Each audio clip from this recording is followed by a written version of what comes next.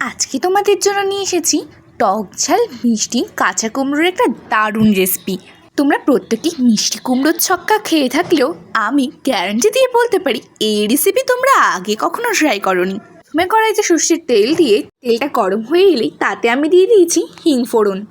তারপর cube cube করে কেটে রাখা কাঁচা কুমড়োগুলো দিয়ে তাতে সামান্য পরিমাণ হলুদ গুঁড়ো দিয়ে দুটো কাঁচা লঙ্কা চিড়ে দেবো এবং কিছু আমি টুকরো দিয়ে দেবো। তারপর দিয়ে দেবো উপর থেকে ভাজা জিরে ধনে গুঁড়ো।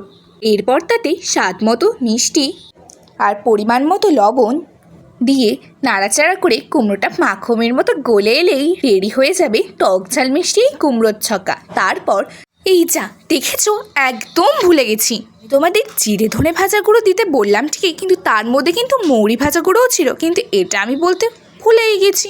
বিশেষ করে এই রান্নাটায় মৌরি ভাজা গুঁড়ো দিলে এই রান্নার টেস্টটা আরও দ্বিগুণ বেড়ে যায়।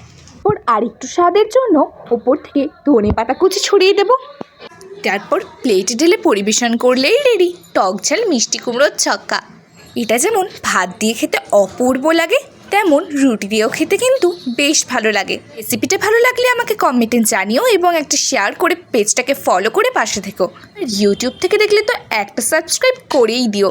তাহলে আজকের জন্য এইটুকুই। তোমরা সকলে ভালো থেকো, সুস্থ থেকো এবং আমাকেও ভালোবাসা দিও। আজকের জন্য টাটা।